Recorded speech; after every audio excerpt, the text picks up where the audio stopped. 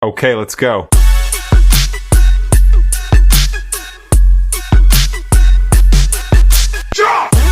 So, what happens when your antidepressant just isn't working the way you'd hoped? It can really feel like you've hit a dead end. But what if it's not an end at all? What if it's actually a crossroads? Today, we're going to look at the different paths you can take when it's time to make a change in your treatment. Let's dive in. Look, you've been patient, you've given the medication a real shot, you've been working with your doctor, but you're just not feeling the relief you need. It is an incredibly frustrating place to be, but it's also really common. So the big question is, what now? Well, the good news is you've got options, clear, well-established options to explore. And that's really the most important way to frame this. Think of it as a crossroads, not a failure. It's a totally normal part of the treatment journey. It's that point where you and your doctor pause, look at the map, and decide on a new path forward, together. So what are these paths forward from the crossroads? Well, doctors generally rely on 4 main strategies for changing things up.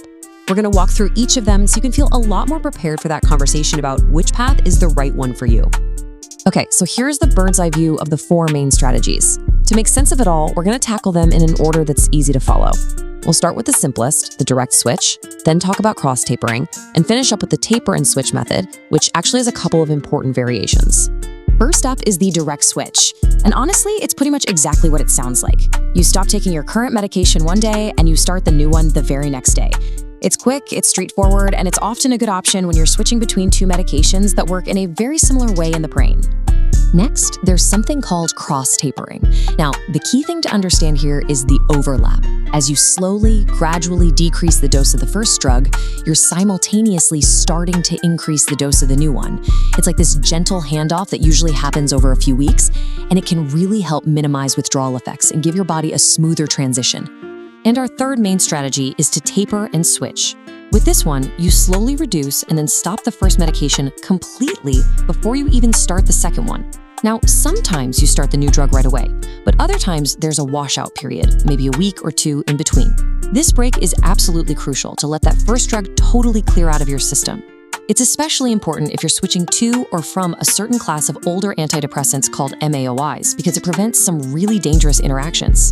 But hang on, before even picking how to switch, there's an even bigger question to ask. Should you switch at all? Or should you just add a second medication to kind of boost the one you're already taking? This is a really major fork in the road of any treatment plan. Let's break down the trade-offs here. On one hand, switching to a new medication keeps your regimen simple. You avoid what doctors call polypharmacy, taking a bunch of different meds at once. That usually means fewer potential side effects and lower costs. But the risk? You might lose whatever partial progress you've already made.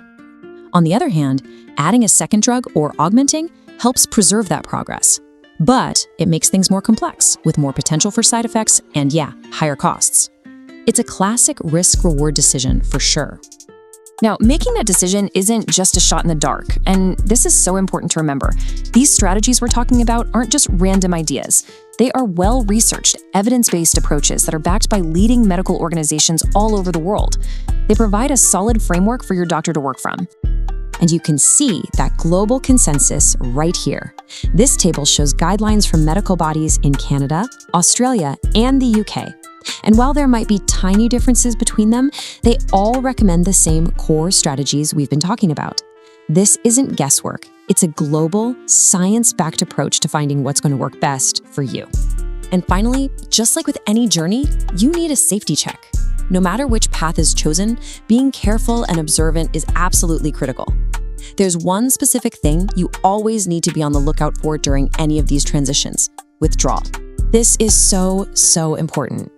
As your body adjusts to a lower dose of your old medication, or maybe none at all, you might experience what are often called withdrawal symptoms. Now, this is just a physical response to the change. It is not a sign that you're failing or going backward. The absolute key is to tell your doctor about any new feelings, physical or emotional, so they can help you navigate the change and make it as smooth as possible. So we end up back at this question. Of course, finding an effective treatment is the destination we're all aiming for. But getting there, that's a process. It's a journey that takes patience, careful navigation, and a really strong partnership with your doctor. Understanding the map, the options, the trade-offs, and the safety signs is the first and most powerful step you can take.